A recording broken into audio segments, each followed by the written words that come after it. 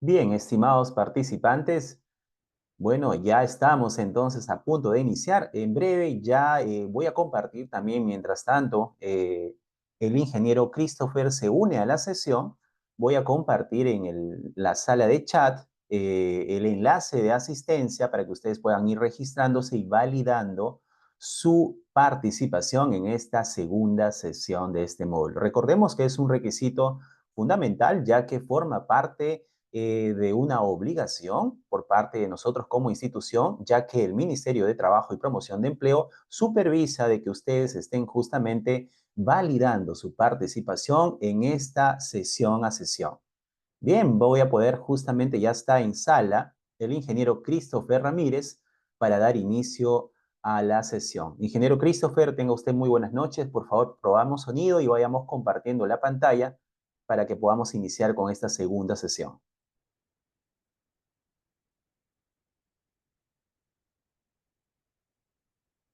Perfecto, muy bien, muchas gracias. Muy bien. Bien, a ver. Bien, buenas noches con todos. Gracias por la breve espera. El día de hoy vamos a tocar el módulo 2 del diploma que ya les comentó Hugo.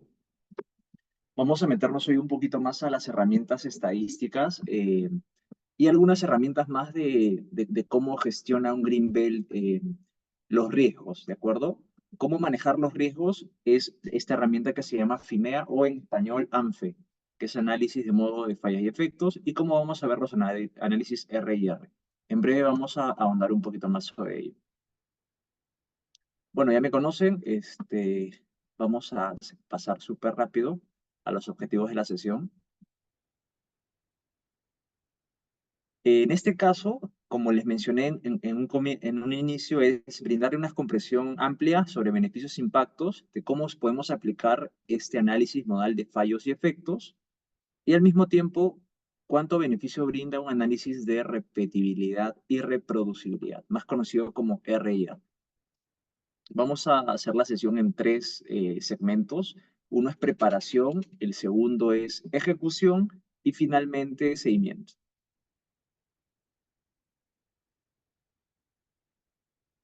Por favor, si alguien tiene una consulta igual en medio de la sesión, no duden en levantar la mano o interrumpirme, ¿sí? No logro ver todas las manos que puedan levantar. Vamos con la fase de preparación del análisis de modo de fallas y efectos. Hablamos del FIMEA. Eh, Vamos a arrancar para que entiendan un poco el propósito de esto y luego veamos como tal la herramienta dura, para qué nos sirve, cómo la aplicamos y cómo la implementamos. El objetivo de usar FIMEA es, obviamente, identificar fallas potenciales, ¿de acuerdo?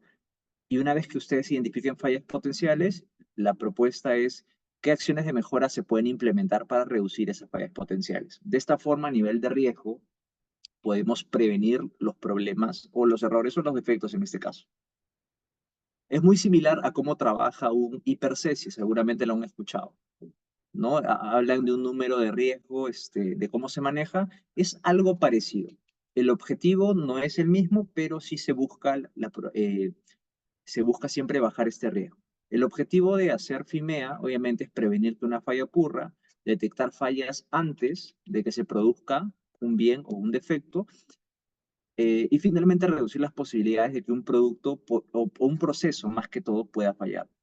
Recordemos que vimos en la sesión anterior que no nos queremos tanto enfocarnos en que falle el producto, porque la falla o el defecto de un producto es una variable de respuesta, es una consecuencia.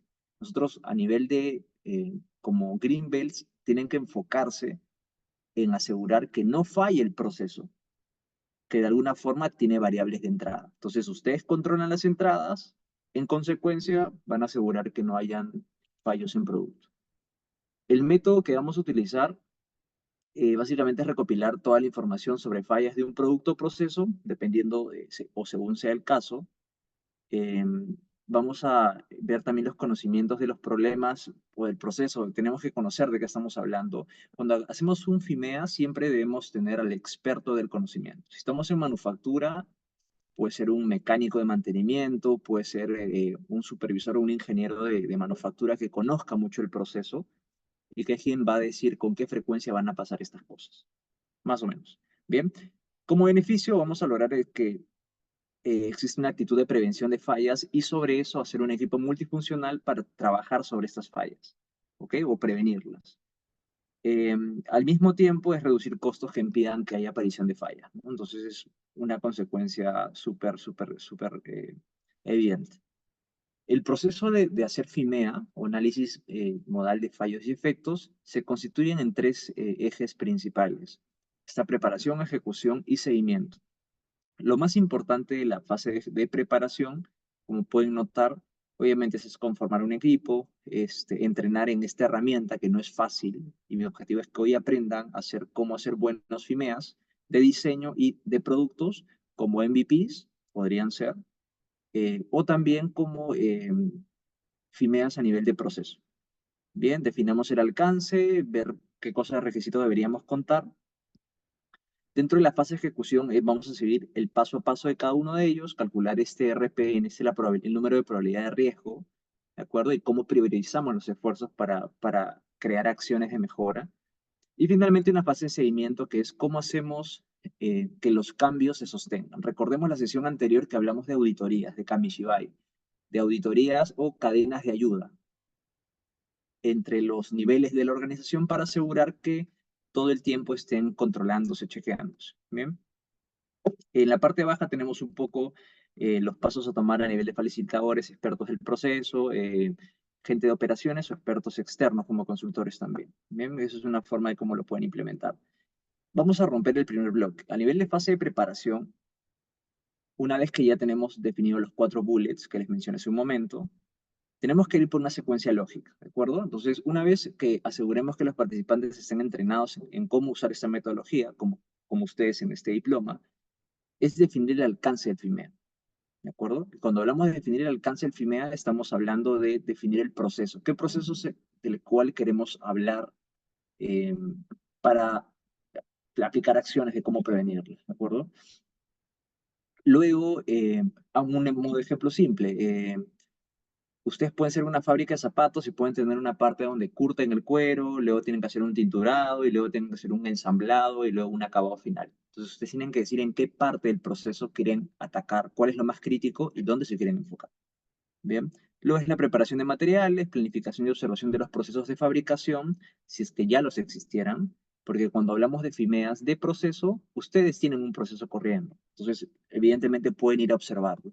Sin embargo, cuando hablamos en el mundo del diseño y del design thinking, cuando no tenemos algo y vamos a crear algo nuevo, algo disruptivo, no existe. Entonces, van a tratar de casi crear la pólvora. Entonces, en esos casos, sí se usan otras herramientas un poco más exploratorias. ¿Vale? Eh, Finalmente, traer las muestras de los productos, como les dije, en caso que el proceso ya esté en marcha, como componentes, y luego organizar impresiones de este diagrama para poder analizarlos, ver dibujos de ingeniería y entenderlos a detalle, ¿no? Dentro de la fase de ejecución, como mencionamos hace un momento en todos los bullets, tenemos que tener claro estos dibujos que se levantaron en la fase de preparación, también los diagramas de flujo, ¿de acuerdo? Y aplicar una lluvia de ideas también sobre los modos de fallas y efectos potenciales. ¿Por qué? Me podrían preguntar. Simplemente porque cuando nosotros estamos en estos casos, eh, debemos de siempre no dejar ninguna posibilidad fuera. Ahora, cuando siempre me preguntan, oye, Christopher, pero una falla puede ser en el producto, puede ser un tema de seguridad. Sí, también puede ser un tema de seguridad.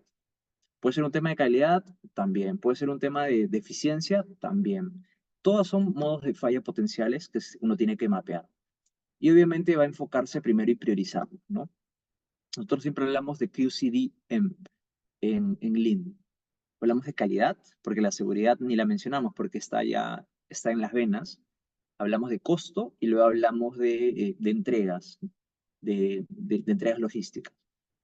Entonces es importante que manejemos siempre esa pirámide de prioridad. Bien.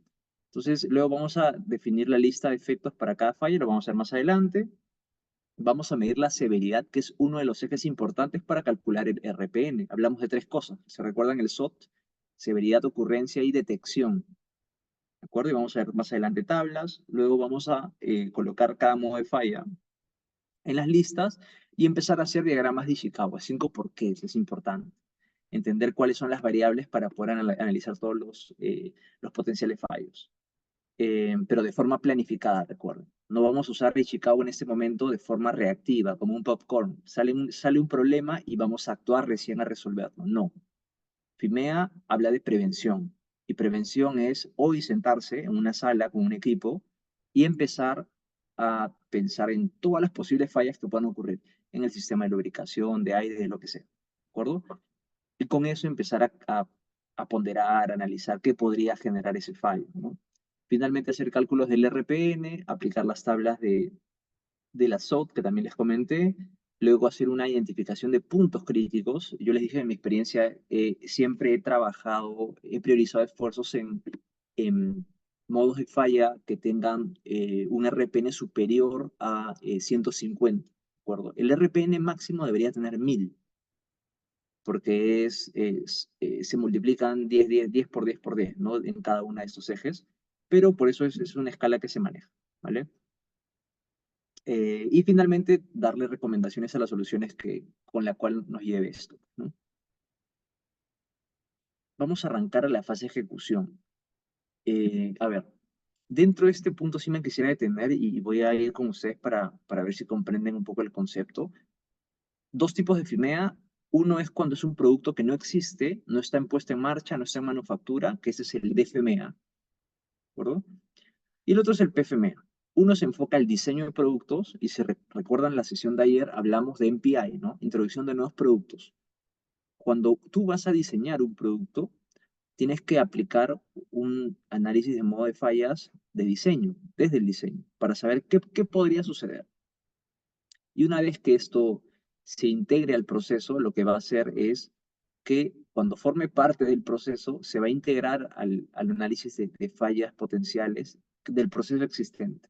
¿Qué es lo que pasa en muchas empresas y me ha tocado a mí lidiar? Es que me ha tocado ir a procesos en el cual no haya un PFMEA, porque simplemente no lo habían hecho nunca, pero se implementa NPI, cómo introducimos nuevos productos, y yo le exijo a esta área de innovación que sí cree los DFMEAs, pero cuando voy al proceso o sea, me encuentro con un bloque porque simplemente nadie los construyó.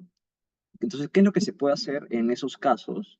Lo importante es que ustedes en esos casos tengan que definir cuál es el cambio, en qué parte, en qué componentes se está haciendo un cambio en este nuevo producto y sobre eso, ¿qué parámetros podría afectar del proceso? Entonces, de esa forma pueden hacer como un híbrido, ¿no? Una especie de FIMEA en el camino, ¿de acuerdo? Y empezar a ver, a mapear solo una parte del cambio que hayan hecho. Por ejemplo, si estamos en una fábrica de polos, en textil, y un defecto potencial es que no lo sé, que el estampado se levante y no pegue, y tú quieres proponer en tu diseño usar un estampado de un material biodegradable, supongamos, ¿no? Que está de moda, eh, ustedes tienen que solamente atacar a nivel de diseño qué podría fallar solamente con el estampado y con sus parámetros, temperatura, presión, tiempo de contacto, tiempo de enfriado y otras cosas, ¿de acuerdo? Y sobre esas causas potenciales, ver cómo en proceso se comportaría, ¿no? Pues dices, oye, pero yo siempre hago polos estampados, claro, pero vas a usar otro tipo de estampado ahora, ¿entiendes? De otro material, de otra naturaleza, una naturaleza orgánica, no tan sintética. Entonces, es importante que lo tengan mapeado. Entonces, teniendo eso claro, que es lo más resaltante de esto, cuando corran la ruta, ustedes tengan un producto nuevo, tenemos que tener clara la función, ¿bien? ¿Para qué? Para definir modos de falla, ¿de acuerdo? Y una vez que tengamos modo de falla, tenemos dos cosas. ¿Cuál es lo que causa este modo de falla? Y cuál es el efecto en el cual este resulta. Por eso que se habla de FIMEA, ¿no? Y sobre las causas, lo que van a hacer es cómo trabajar a nivel de detección para prevenir que se generen estas causas potenciales. No van a hablar sobre los efectos, no van a hablar de prevenir efectos, sino de prevenir causas. Y sobre esto, lo que van a hacer, obviamente, es aplicar controles, mecanismos de control a nivel de diseño. Punto clave en este caso es cómo el producto puede fallar, un producto nuevo, como les comenté. A nivel de proceso, el PFMEA, como es algo que ya existe, no voy a mirar el producto, voy a ver directamente el proceso. ¿Qué cosa? Parámetros de entrada, parámetros de proceso, y cómo se expresan en parámetros de salida. Voy a agarrar los parámetros de entrada y los parámetros del proceso, lo mismo. Veo la función, veo el modo de falla, defino los modos de falla, porque no solo es uno, son diferentes, ¿de acuerdo? Y sobre esto voy para atrás y para adelante.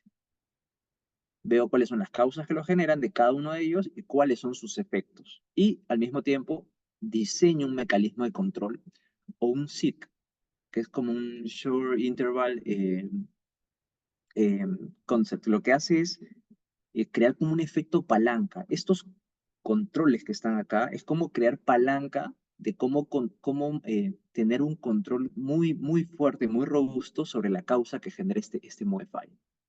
Entonces, en este caso, lo que siempre nos preguntamos es, ¿cómo estas fallas en el proceso pueden afectar el producto, la productividad y la seguridad? Recordemos, calidad, costos, entregas. Ese es el mindset, o sea, hacia eso tenemos que apuntar. ¿Vale? Vamos a ver más adelante cómo lo vamos a hacer. Este es un diagrama mucho más conceptual para que lo puedan ver. Les presento al FIMEA como tal, ¿vale? Pero antes de arrancar me gustaría saber si tienen alguna pregunta, si tienen claro el tema anterior.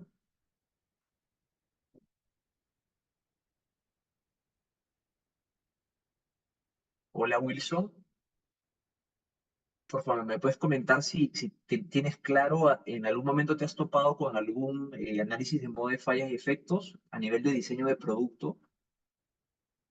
¿O alguien de la sesión me podría comentar? Carla Estrada, tal vez, Lander Alexis, Tananta,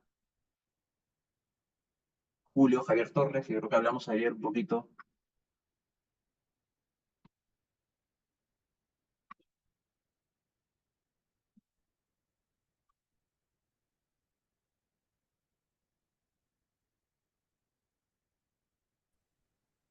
Sí, buenas noches. Dale, dale, Javier. Sí, buenas noches. Bueno, más que todo, eh, cuando uno trabaja en el área de investigación y desarrollo, ¿no? Bueno, por ahora yo he pasado esa área y me he topado con muchas pruebas que hacen en el área de investigación y desarrollo, donde, pues, para validar un producto, pues pasa por muchos análisis, que tal vez el consumidor final pues no lo ve así, ¿no? En el tema pues del área de innovación y desarrollo, hacer las pruebas para llegar a tener la fórmula adecuada y que le pueda gustar al cliente o al consumidor final es todo un tema. Manejamos, por ejemplo, en el caso de alimentos, manejamos de ingredientes, manejamos el comportamiento del alimento frente a ciertos productos químicos, los permisos o límites permisibles de ciertos insumos que no afecten la inocuidad y el sabor final, ¿no? En este caso, pues, si hablamos en el tema tecnológico, pues, en lo que es área de productos, pues, vamos más allá a los niveles top, que son el tema de los celulares, el tema de los autos. Ahí, pues, el control el error no puede haber, ¿no? El error ya al cliente final va cero errores. Por eso es que en el tema, pues, del Six Sigma, hablamos de los defectos por millón de unidades, ¿no? Y de acuerdo a eso, pues ellos se rigen en ese tema. Obviamente, implementar todo este sistema toma tiempo, mucha inversión, pero como dice, no es una inversión que al final les va a garantizar a ellos tener un producto seguro y un cliente satisfecho, ¿no? Eso sería todo. Gracias, Javier. Sí, de hecho, la gente de manufactura, la gente de operaciones, de hecho, siempre es un fastidio, un dolor de cabeza que te quieran cambiar el proceso, que quieran hacer cosas súper extrañas, pero evidentemente en algunos casos sí es algo necesario, ¿no? Porque hay una estrategia comercial de por medio y algo más que se quiere hacer, ¿vale? Entonces, nada, me queda clarísimo.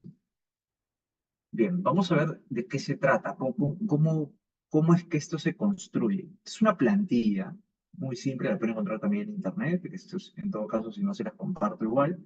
Entonces, vamos a ir a los ejes de este TFM, ¿vale? Primero hay que entender la función que hemos visto del proceso, ¿no? Por ejemplo, moler maíz. Segundo, potencial de modo de falla. ¿Qué podría pasar? ¿Qué problema podría ocurrir en esta funcionalidad del proceso? Puede haber un maíz grande, pequeño. Esto a mí no me gusta. Yo prefiero usar data acá un poco más numérica.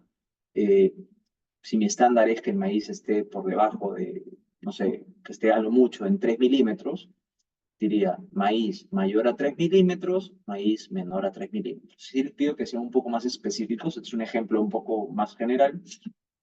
Y luego entender cuál es el efecto potencial sobre esto. Si el maíz es más de 3 milímetros o es muy grande, ¿qué podría ocurrir? Una mala composición del pellet, reduce la conversión en la granja, ¿de acuerdo? Y en el otro caso también es otro efecto. Se rompe, se parte y se va a hacer un polvillo al final y el cliente se va a quejar. Luego hacemos una valoración a nivel de severidad. ¿La severidad qué cosa es? Ustedes nunca van a poder cambiar la severidad, ¿de acuerdo? Si alguien haciendo una actividad o en este proceso, alguien se va a morir o el riesgo es altísimo, es muy severo, si está más de 3 milímetros, el maíz se va a podrir, simplemente. ¿De acuerdo? Va a haber una mala composición, me van a reclamar, me van a devolver todo el pedido. Es un riesgo alto, 7 de 10, 7 le pongo. Y en el otro caso, bueno, algunos lo aceptan, otros no, le ponen un 5. Bien, la clasificación es una forma de cómo verlo, cómo ordenarse, no es tan relevante. Eh, Luego entender la causa potencial, el mecanismo de falla. Cuando hablamos de un mecanismo de falla, estamos viendo cómo hago o qué utilizo para que esto no ocurra. Entonces, si yo quiero asegurar que no haya maíz más de 3 milímetros, uso un tamiz con un hueco de 3 milímetros. ¿Para qué? Para asegurar que hayan granos más grandes que ese tamaño. Caso contrario, establezco otra medida. El número del tamiz errado. De repente me equivoqué y no puse el tamiz de 3 milímetros. Puse el tamiz de 8 milímetros. La fregué. Entonces, y así vamos explorando, ¿no? Ok, sobre esta causa, ¿qué podría generar? ¿Qué control de proceso podría ejecutar? Un entrenamiento del operador, puede ser. O algún otro mecanismo, ¿no? De repente solo le coloco en el área de trabajo un único tamiz, acuerdo? O lo configuro para que cada vez que hay un bloqueo esté en un tablero con candados de bloqueo y solamente tengan impreso, grandazo ahí el número de tamiz que van a utilizar. O sea, hay muchas formas de poder hacerlo, ¿bien? Entonces, con las causas potenciales que mencioné hace un momento, ustedes van a definir la ocurrencia. ¿Qué es la ocurrencia? Es la frecuencia con la cual pasan las cosas. ¿Cuántas veces les ha pasado que colocaron no sé, que el tamiz tenía un hueco y dejó pasar cosas más grandes? Me ha pasado, no sé, en los últimos 6 meses me ha pasado 2 veces, o una vez. Ok, vamos a poner un 3 de ocurrencia. Tiene baja frecuencia de que esto ocurra, ¿de acuerdo?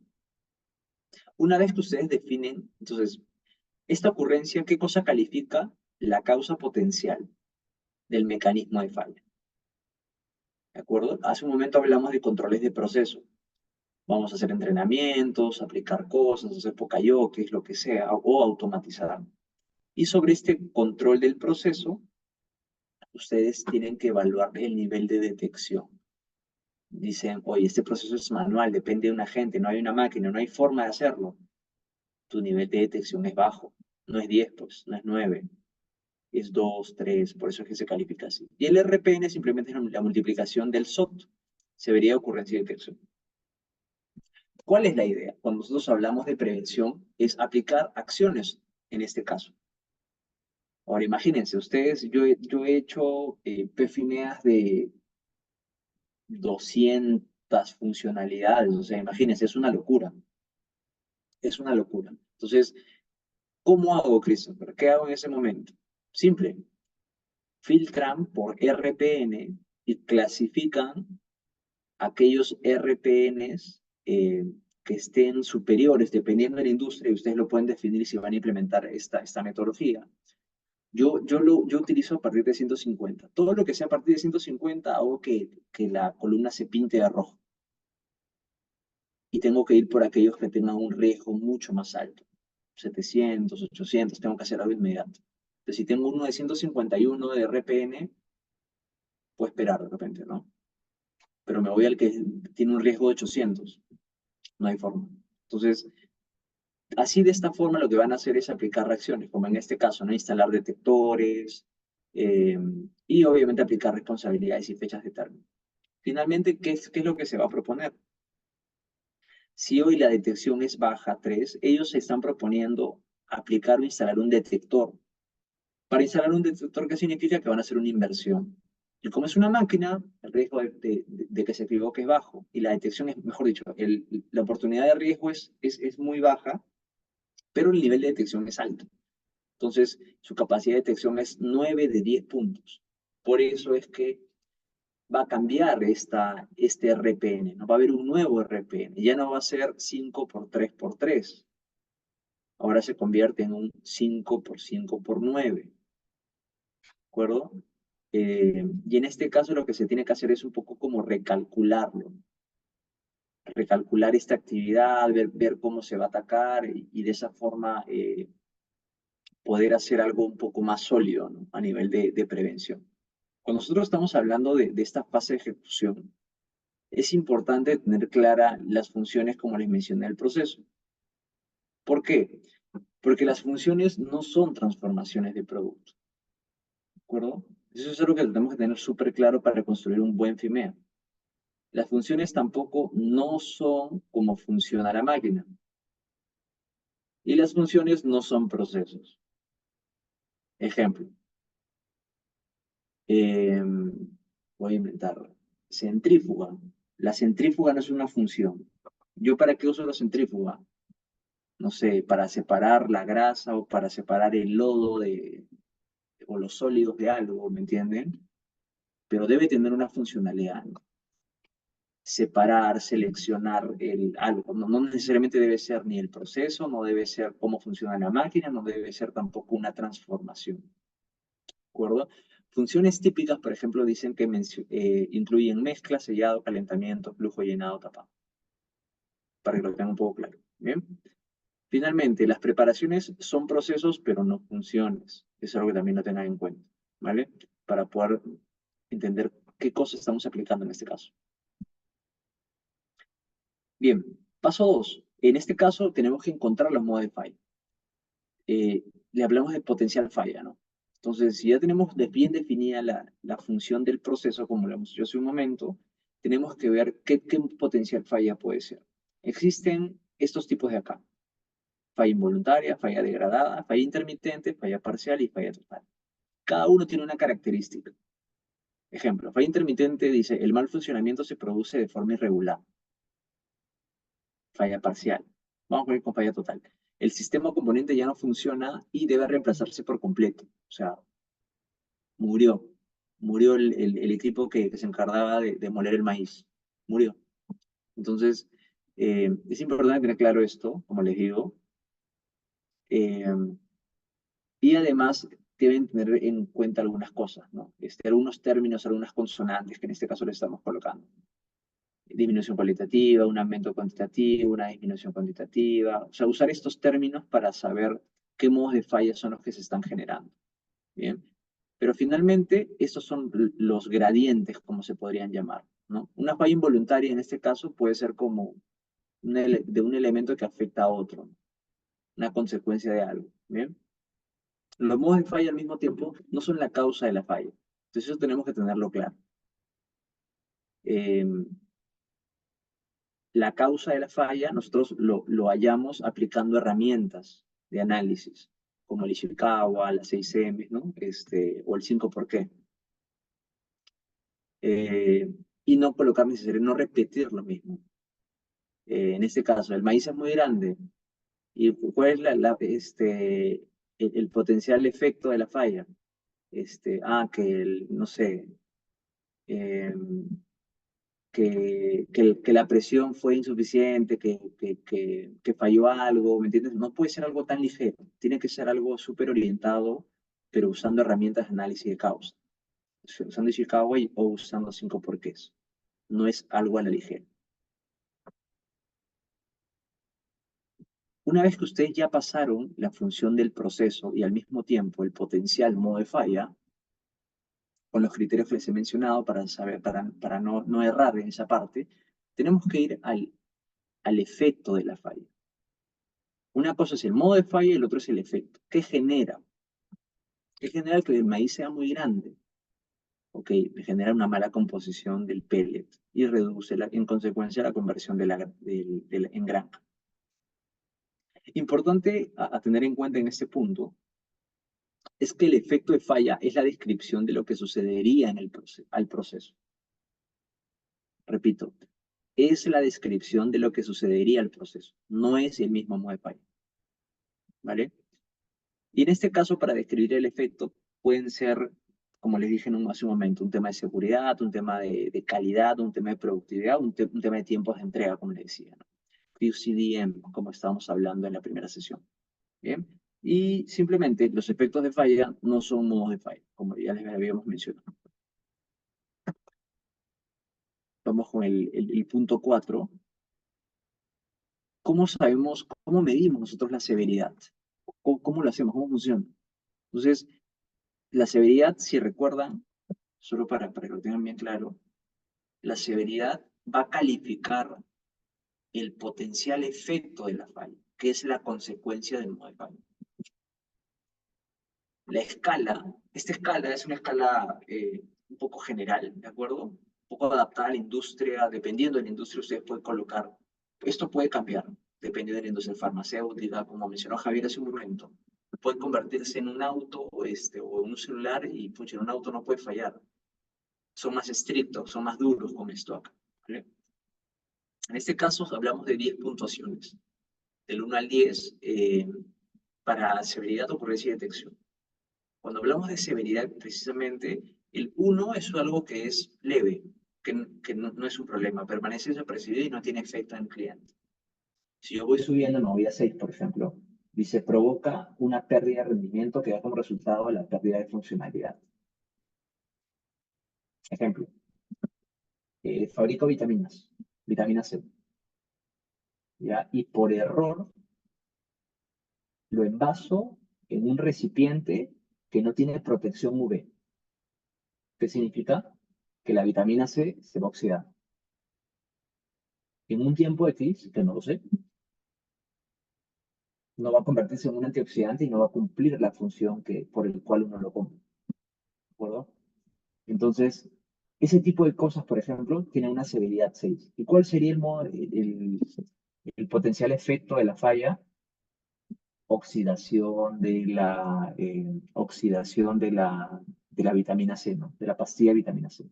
¿Cuál sería el modo de falla? Por ejemplo, eh, botella o envase sin filtro UV.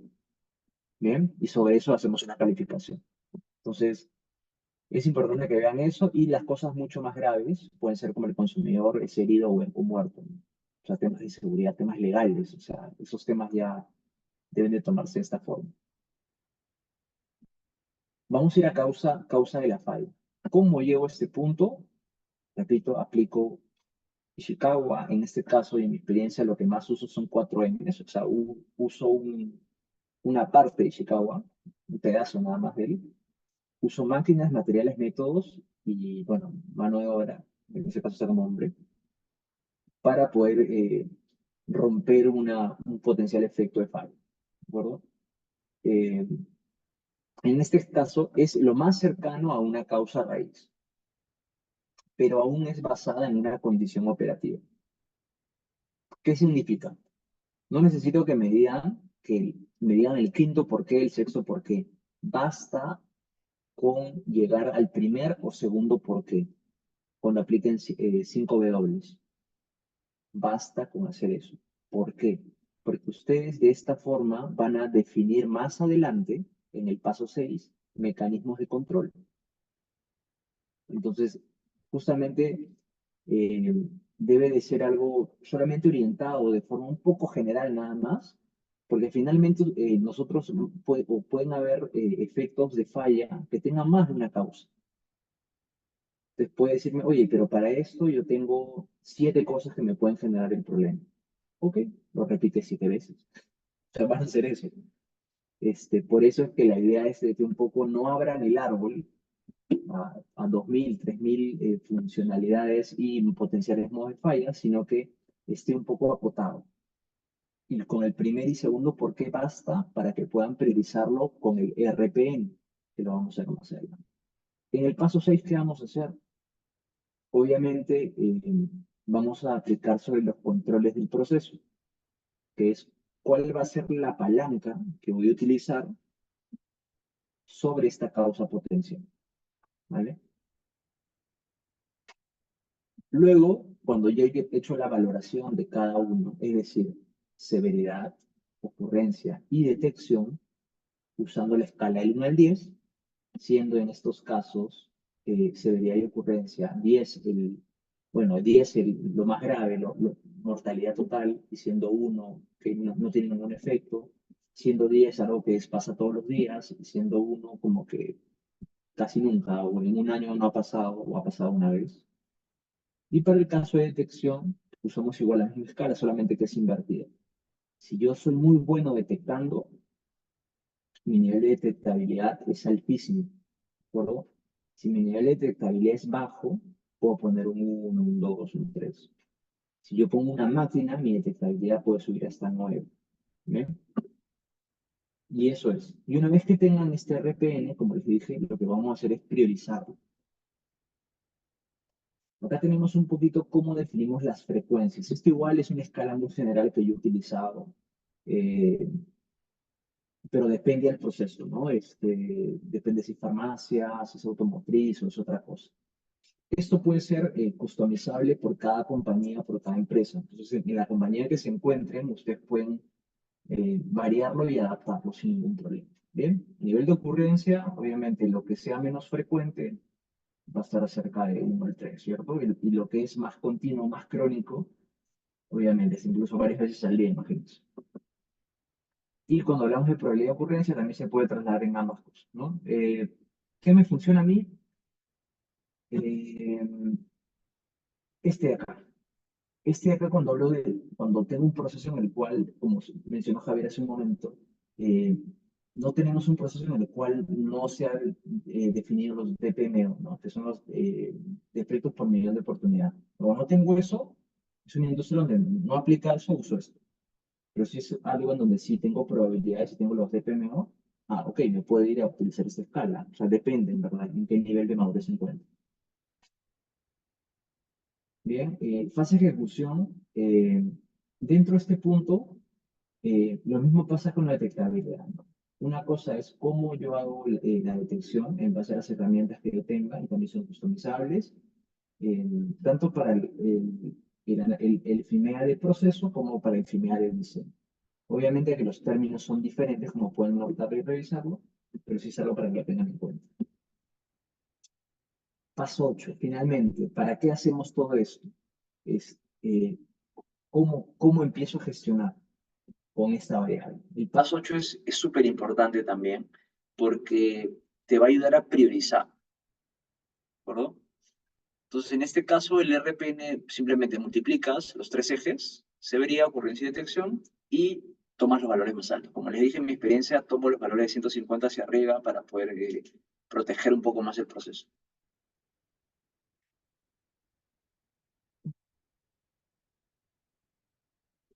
Vamos con la fase de seguimiento.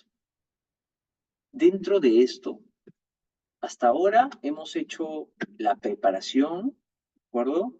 Hemos hecho la ejecución, definiendo, vamos a hacer un recap, la función del proceso, el potencial modo de falla, hemos barrido por los efectos de la falla, estamos calificando la severidad, aplicamos 4 M's para analizar la causa potencial, sean una o más, las ponemos todas, las valorizamos a nivel de ocurrencia, vemos cuál es el mecanismo de control que tiene actualmente el proceso, vemos la actualidad, la realidad, y vemos el nivel de detectabilidad que tiene esto, de detectar qué cosa, esta falla potencial, ¿vale?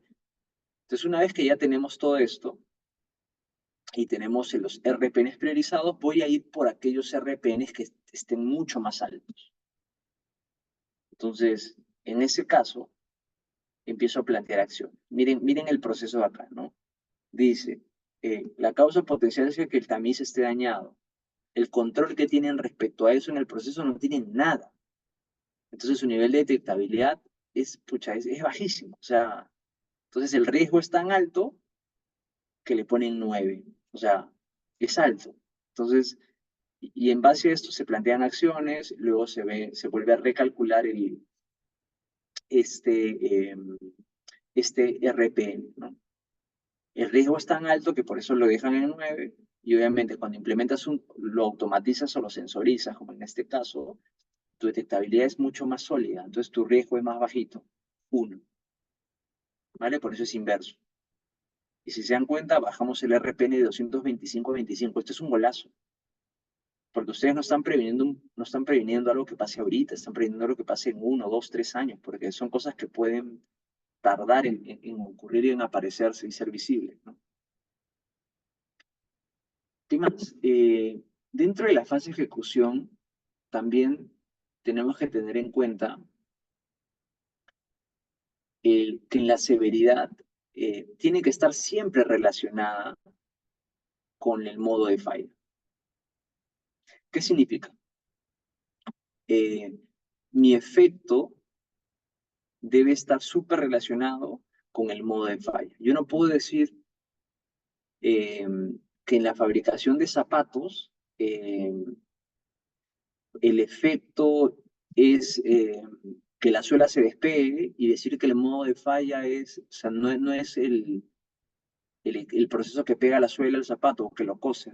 Yo no voy a decir, es la pintura, el pintado del cuero, ¿me entienden? No hila, no hila. Entonces tienen que ser súper cuidadosos. Parece muy obvio, pero sí se los digo porque pasa. Y cuando empiecen a hacer árboles mucho más grandes, pueden llegar a agobiarse un poco si no se ordenan y no están concentrados, ¿no? Y adicionalmente, las causas potenciales no necesariamente puede ser una causa operacional. O sea, por eso es que siempre les recomiendo que lleven solamente hasta el primer o el segundo porqué. Ahora, el nivel de ocurrencia que ustedes califican en este caso es de la causa que ustedes han identificado. ¿De qué? De esta de acá. Que se queda en el primer o segundo porqué.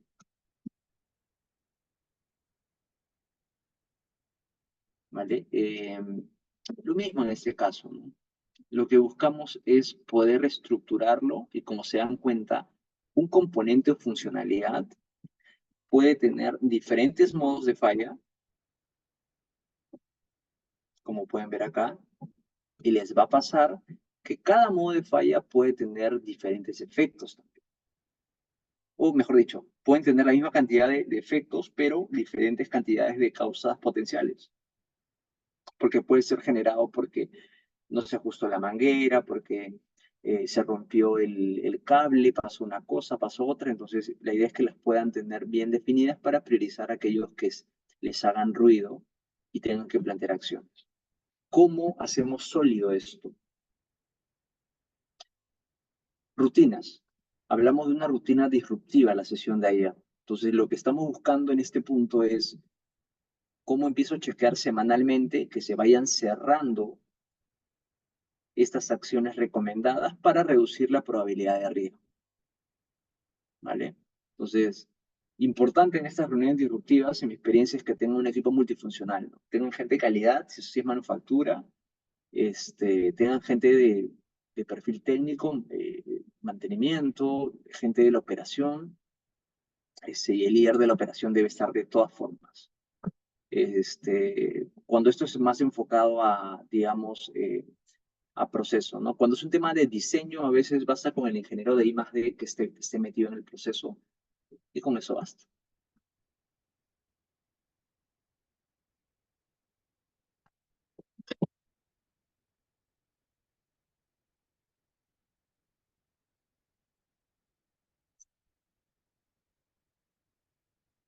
¿Vale? Vamos a entrar a ver ahora rápidamente. Vamos a hacer una intro sobre el MSA, ¿de acuerdo? El MSA es un análisis del sistema de medición. Ustedes vieron al inicio que les dije que íbamos a ver FIMEA, que ya lo acabamos de ver. Y segundo, ver RIR. El RIR es una técnica para analizar el sistema de medición. Es el cómo hacer. Pero yo les quiero plantear y presentar el qué en esta sesión. Cuando hablamos de sistema de medición, esto está obviamente ocurre cuando un sistema de medición es deficiente. ¿Cuándo aplicamos esto? Cuando vemos que un sistema de medición es deficiente. ¿Por qué? Porque esto hace que perdamos también la capacidad de tomar buenas decisiones. ¿Qué significa? Si tengo yo la balanza descalibrada en mi casa y me dice que estoy pesando 40 kilos, de acuerdo, yo debo pesar 80 o 70, me voy a volver loco, voy a tener que estar en una dieta estricta para subir de peso, porque estoy mirando solamente mi balanza, ¿de acuerdo? Pero si mi balanza está descalibrada y el sistema de medición es incorrecto, o incluso la forma de cómo se hace es variable, puedo tomar una mala decisión, puedo terminar en obesidad. ¿Me entiendes? Entonces, lo mismo pasa en un proceso.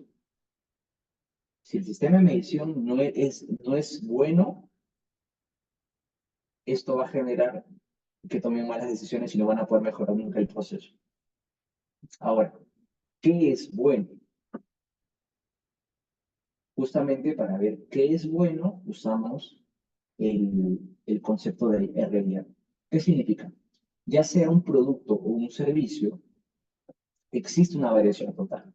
Los que me acompañaron en el diploma de operaciones, hablamos mucho de variación total, que es conformada por variación de cada una de las causas. Cuando ustedes hacen un análisis de Ishikawa y aplican las 4 M's o las 6 M's totalmente, se van a topar con variaciones del proceso que pueden venir del mismo material, variación natural de los métodos, variación natural de las máquinas, es más, variación natural en la forma en cómo la gente hace las cosas. Entonces, por eso lo que hacemos acá en el sistema de medición es medir la variación total conformada por la variación del producto y por la variación del sistema de medición. Entonces, nosotros lo que hacemos acá es contrastar medición con proceso.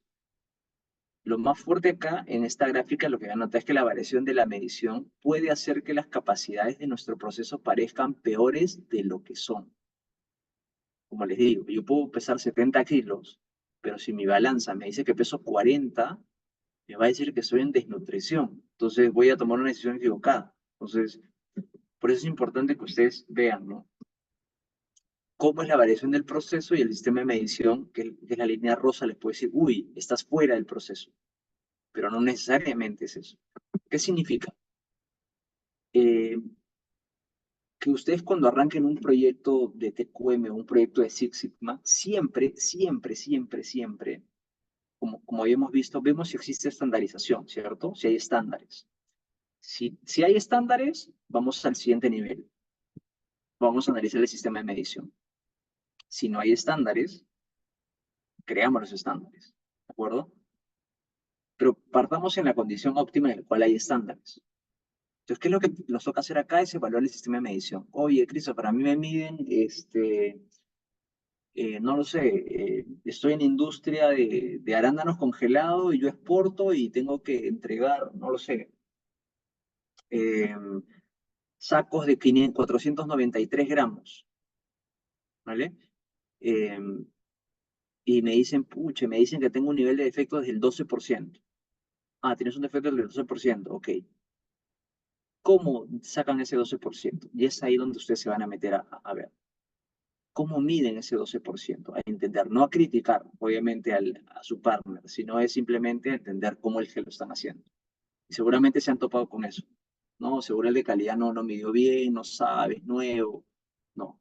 En general, incluso con la gente más experta, si uno no hace este análisis del sistema de medición, puede estar en un gran problema sin saberlo o estar simplemente haciendo alertas, falsas alarmas, cuando realmente no la hay.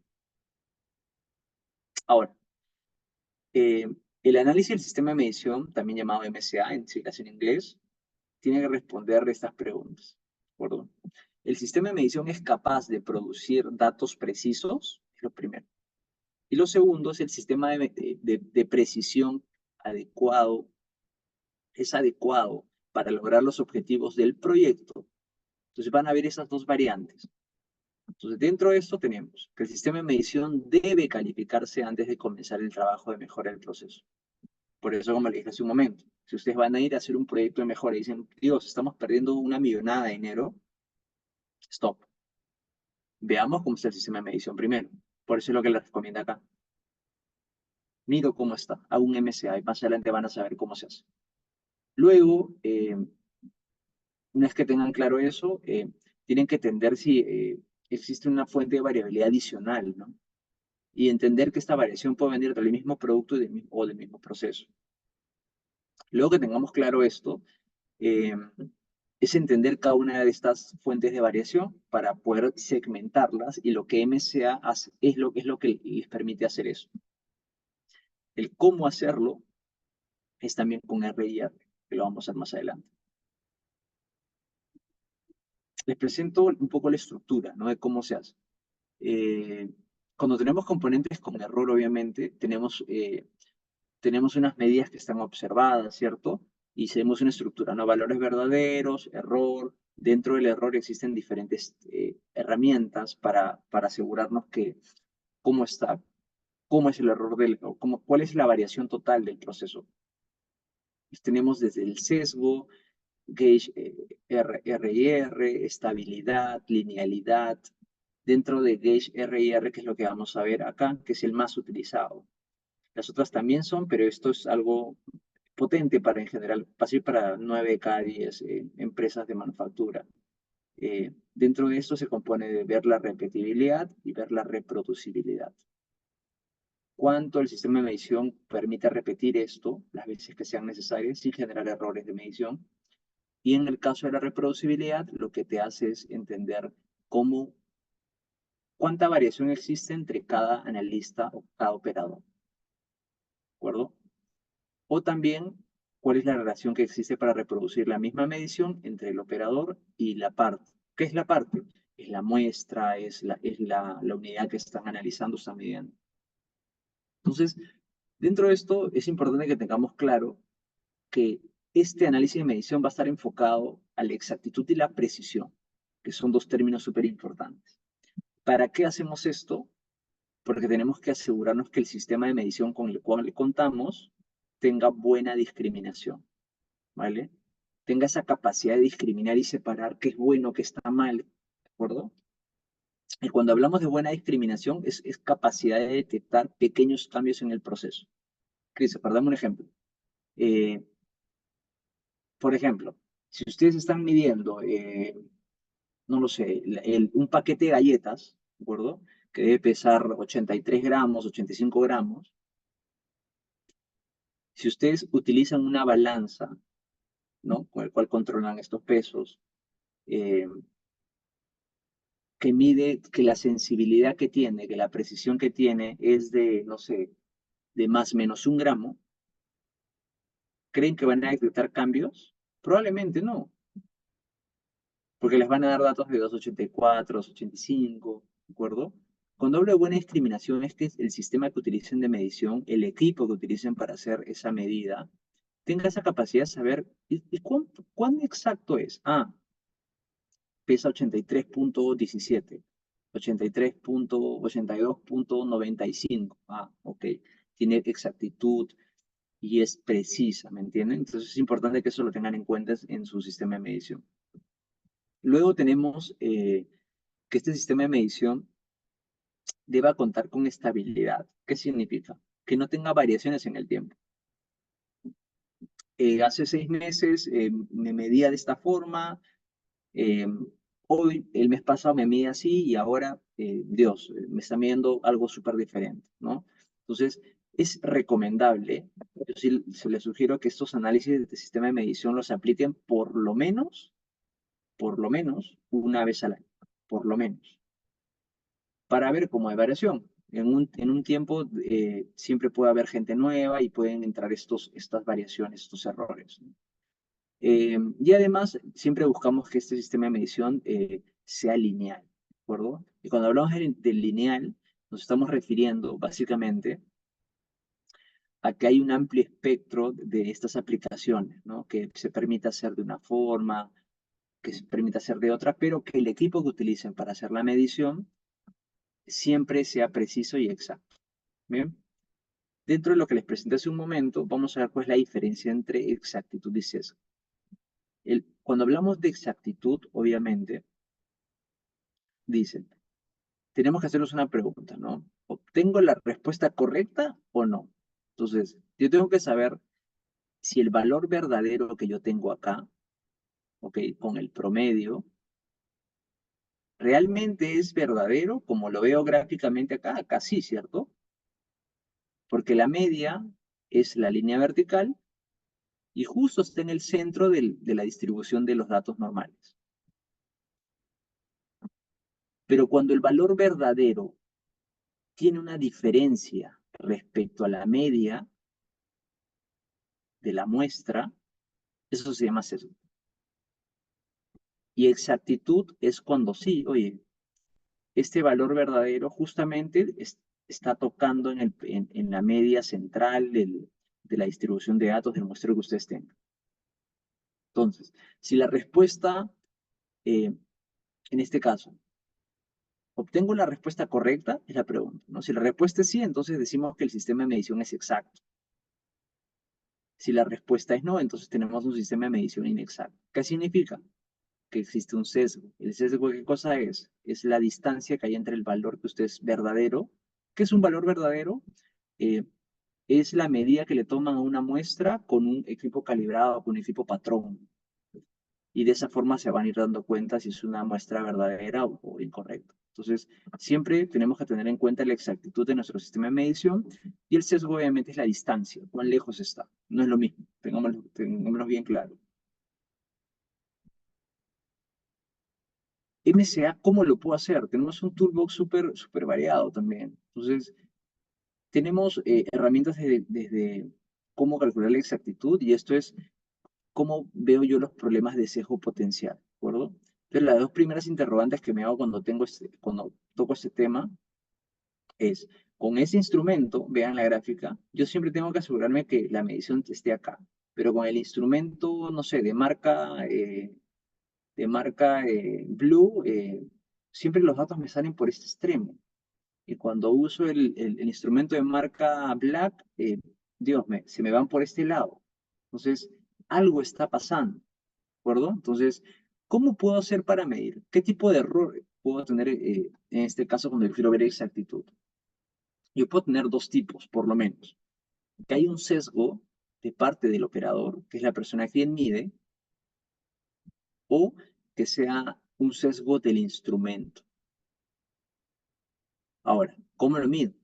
¿Cómo mido al operador? ¿Cómo mido al instrumento? Entonces, si son diferentes operadores, yo puedo estructurar este diseño para que haya un muestreo de las mismas unidades.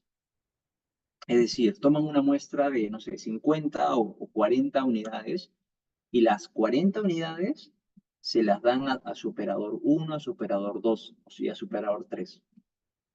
Y ver cómo ellos están detectando estos promedios, cómo lo están haciendo y cuáles son los resultados que tienen. Van a comparar cada uno de los tres para determinar si existe o no un sesgo del operador con una herramienta estadística que se llama Minitab. ¿De acuerdo? Y eso lo hacen de forma automática. O sea, en 1 minuto y medio ingresan la data y les va a decir si existe o no existe sesgo. Y se van a dar cuenta de eso muy rápido. Lo segundo es saber si existe un sesgo del instrumento. ¿Qué hacen? Agarran instrumento 1, instrumento 2 y hacen lo mismo. Pasan las 40 unidades que le dieron a los tres operadores y las mismas 40 unidades, ojo, las pasan a medir en el instrumento 1 y luego en el instrumento 2. De esta forma, ustedes van a poder captar cómo está constituido, de dónde viene este sesgo a nivel de exactitud, ¿no? Entonces es algo que lo tienen que tener súper mapeado. El otro término es precisión. Cuando hablamos de precisión, como dije, es cuán cerca está el valor verdadero del promedio real. En resumen, la precisión es la medida en que podemos obtener los mismos valores. ¿Cómo hago para que siempre obtenga los mismos valores? Si tengo las mismas 40 unidades, ¿cómo me aseguro de que siempre tenga lo mismo? Que hoy me pesa 10 gramos, no me pese luego 9.9, 10.1. Entonces, acá es cuando nosotros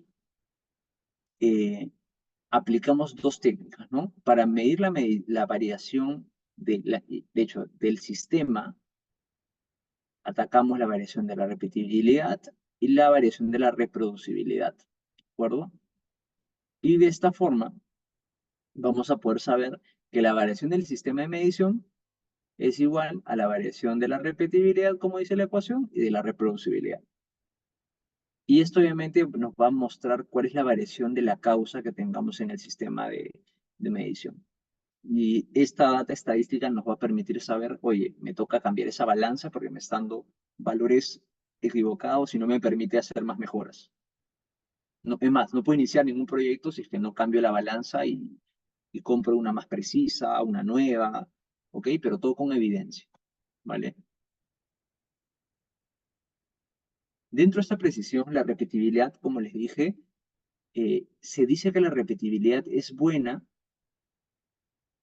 cuando todos los puntos están concentrados en un mismo rango, ¿no? O sea, imagínense, estos puntos están concentrados acá, son chiquititos, pero la repetibilidad es mala cuando estos puntos de acá yo los tengo en todo esto, ¿de acuerdo? Entonces dices, oye, eh, la precisión de calibre que yo tengo con esta herramienta no es tan buena, tiene algo, hay algo más. Entonces, cuando algo es malo, es que su variación es más grande, miren, es más gordita la campana, ¿bien? Entonces, la idea es que cuando hagamos estos análisis para verlo, para ver el nivel de repetibilidad que tengamos, evidentemente tiene que ser manteniendo algunas condiciones, ¿no? Tenemos que tener las mismas muestras, como les dije, las mismas muestras. Hay que medir la misma característica, la misma persona, el mismo instrumento a utilizar, porque acá lo que tienes que hacer es constante el instrumento y solamente haces variar eh, las personas, ¿de acuerdo? La misma forma en cómo se hace, en este caso la configuración, y las mismas condiciones ambientales. No lo voy a medir en un laboratorio que está a 40 grados de temperatura y en un laboratorio que está a 20. Para el caso de la reproducibilidad, en este caso yo tengo que atacar cuál es la precisión de mis operadores para hacer las mediciones. En el ejemplo anterior, estamos hablando de la precisión de mis instrumentos o de mi instrumento, ¿vale? Y acá, con la reproducibilidad, es enfocado en la precisión de los operadores. ¿Qué hago? 40 unidades, operador A, B y C, ¿cómo lo miden ellos y dónde lo encuentran?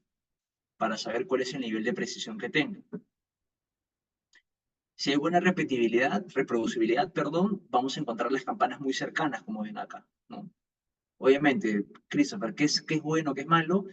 Repito, cuando hagan un análisis R y R en Minitab y metan la data y sigan la estructura se los he puesto más adelante, no me voy a detener en cómo usamos Minitab, porque es fácil, no es complejo, pero probablemente no todos tengan Minitab en este momento disponible ni la licencia, ¿no? Que están como $900. Eh, pero sí, estadísticamente lo que va a hacer Minitab es decirte, oye, esto pasa.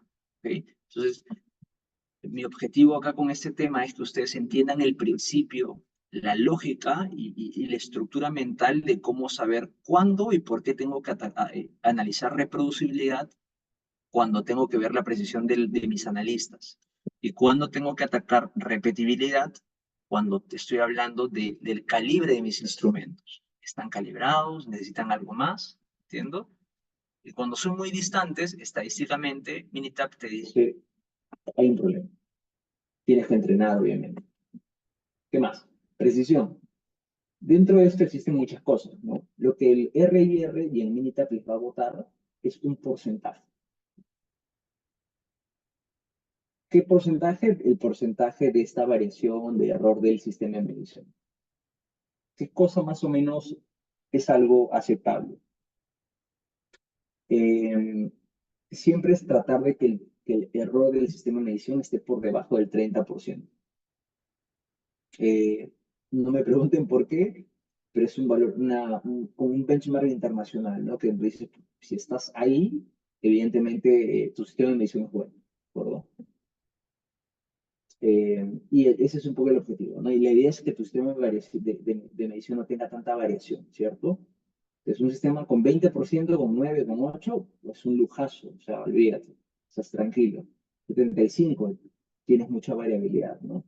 Cuando veas el R&R te va a indicar que este error, ¿quién lo genera? ¿Por persona, por operador, o lo genera por el instrumento? Entonces, con esta información suficiente, tú vas a simplemente o entrenas o cambias a tus operadores que no están entrenados o no tienen el perfil, o si no, cambias tus equipos de medición, ¿vale? Y de esta forma nos va a permitir tener dos cosas, el porcentaje del R&R y al mismo tiempo el índice de discriminación. En mi experiencia uso más el porcentaje de R&R para poder trabajar. Y eso se descompone obviamente, en el error total y en el error del sistema de medición, ¿no? Es una diferencia. Dentro de esto, del error del menos del 30%, también existe un criterio que nos ayuda. Cuando es un criterio del menos del 10%, es un calibre aceptable. Si está entre el 10 y el 30, puede ser aceptable. ¿Qué significa? Que depende de ti. Tú eres el líder de implementar la mejora, decídelo.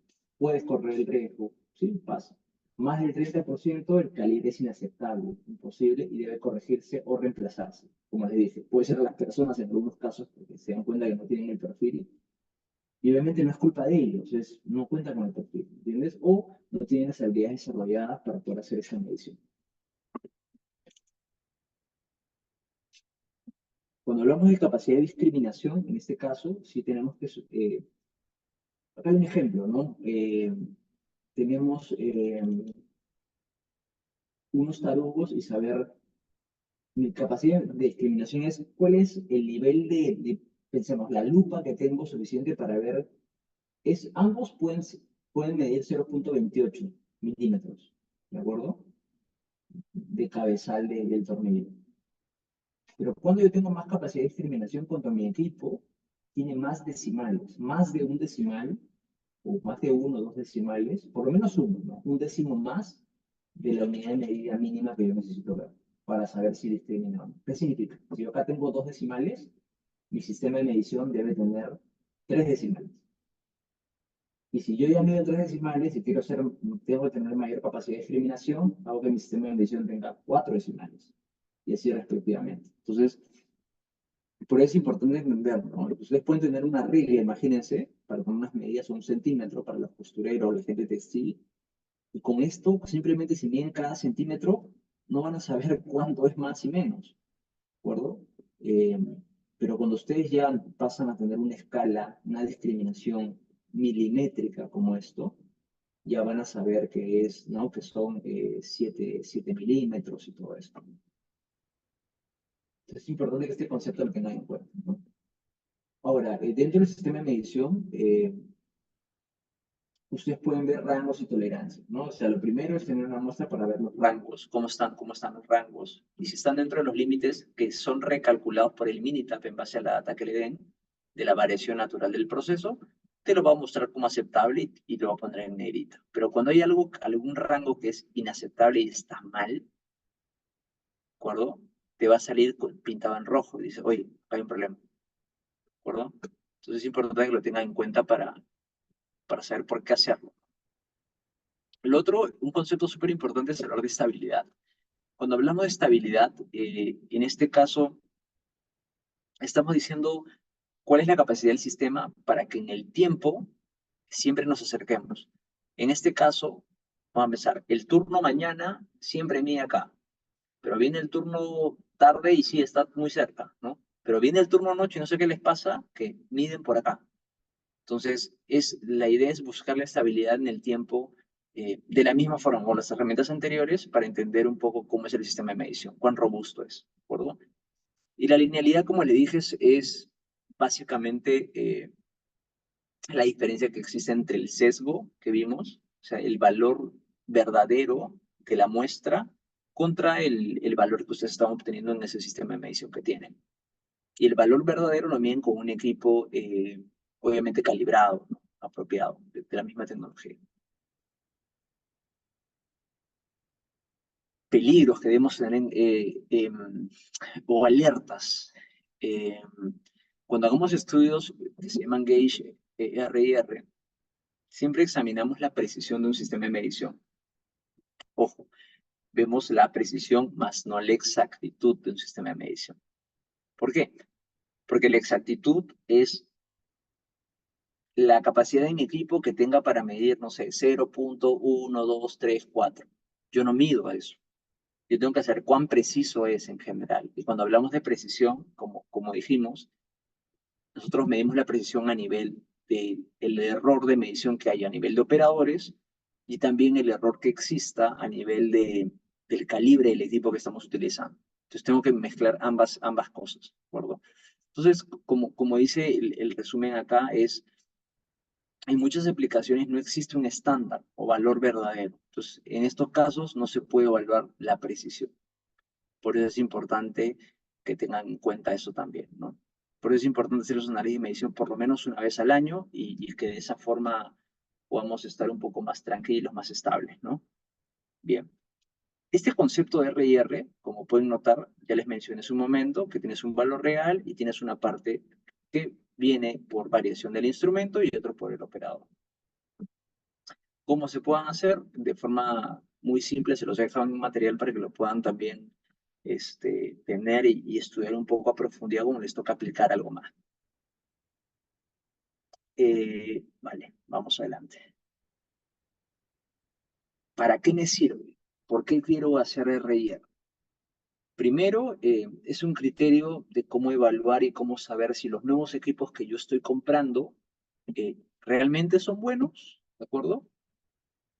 Y me sirven al proceso, pero con un fundamento estadístico, no solamente haciéndole caso al comercial que me está vendiendo. Bien. Lo otro es hacer una comparación entre dispositivos de medición. También me sirve, porque así me permite saber, oye, tengo, no sé, tengo 5 unidades de negocio en este predio, tengo 5 plantas y cada una tiene un laboratorio. Todas son las mismas balanzas, pero tienen diferentes años de vida, ¿de acuerdo? Entonces me permite entender si todos están midiendo lo mismo, tienen la misma capacidad y todo, ¿no?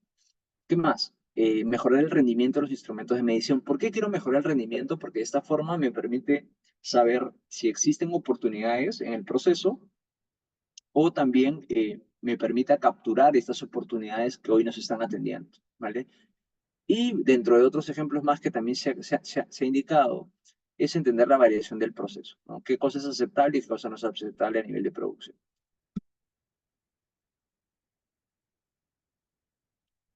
Hay tipos de R y R, y acá sí, uno es el estudio cruzado, ¿de acuerdo? ¿Para qué hacemos el estudio cruzado? Agarramos dos muestras, ¿de acuerdo? Y usamos el mismo operador, pero va a medir diferentes partes. Operador 1 va a medir parte 1 y parte 2, y operador 2 va a hacer lo mismo. Parte 1 y parte 2, las mismas partes, ¿de acuerdo? Pero solamente mantengo constante el operador y varío esto. ¿Para qué hago esto? Para saber cuál es la variación que tenga mi sistema de medición, pero manteniendo constante mi operador. Acá me va a dar un poquito más de luz eh, si es que el proceso tiende a tener un error mucho más alto por la experiencia de la persona, puedo utilizar un estudio cruzado de R&R. Y así, bueno, simplemente puedo avanzar y estar seguro en lo que estoy haciendo, ¿no?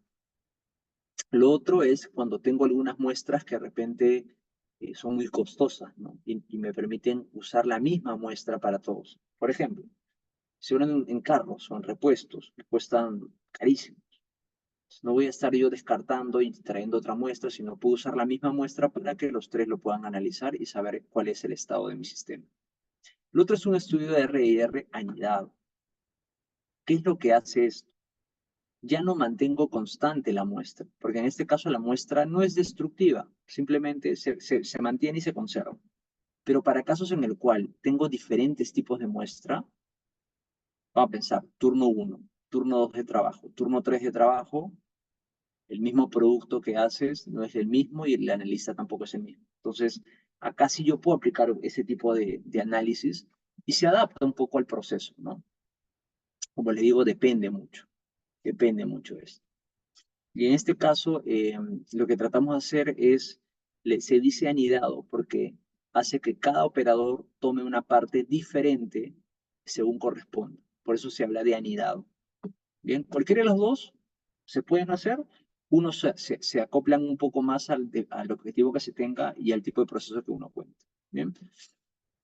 En general, una vez ustedes tengan ya la definición del rango aceptable, recopilan datos, pasan a nivel de cálculos de factores y límites. Esto es un tema manual. Honestamente, el Minitab lo calcula en 2 minutos, es súper rápido.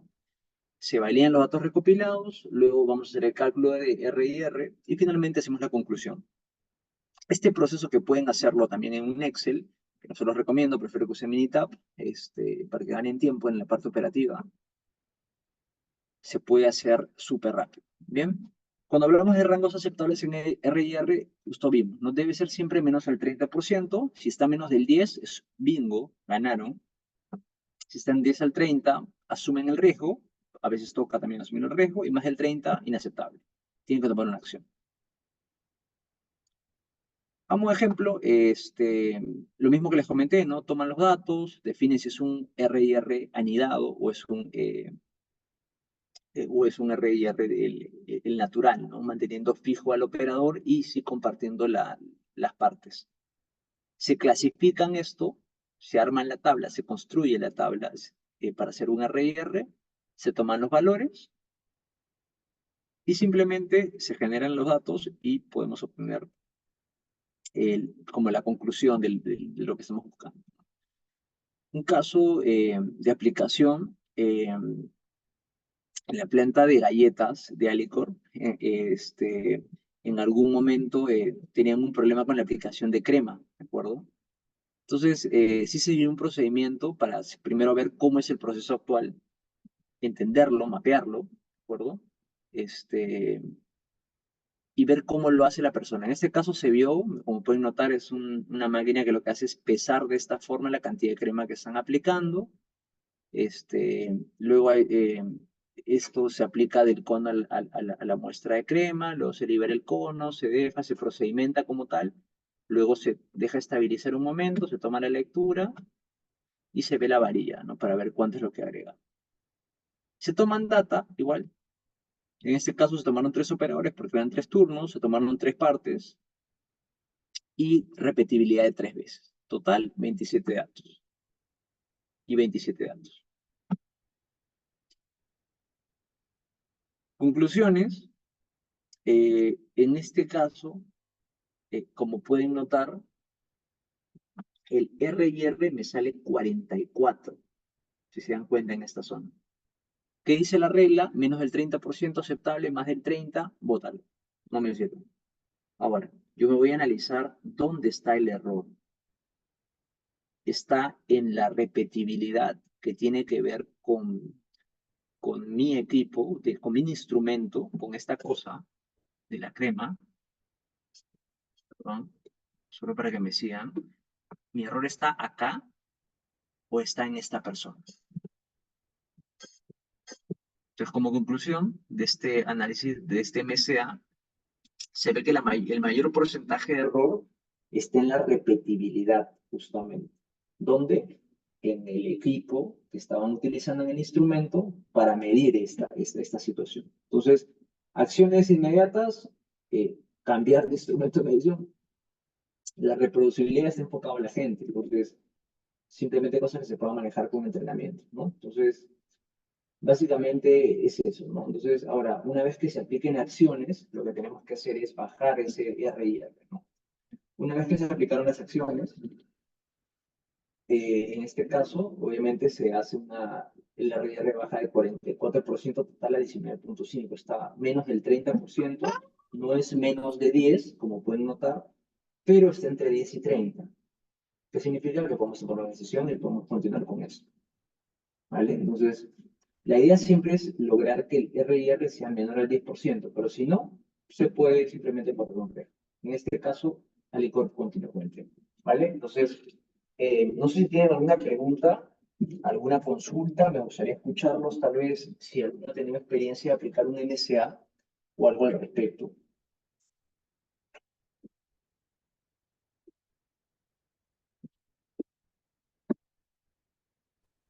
Muy buenas noches, estimados participantes. Muchas gracias por la participación del día de hoy. Por el chat del Zoom se ha enviado, bueno, voy a enviar nuevamente el link para que se puedan registrar su asistencia. Por favor, llénenlo para poder medir este viaje de aprendizaje. Si tuviesen alguna duda o consulta, el ingeniero está presto para poder resolverlas.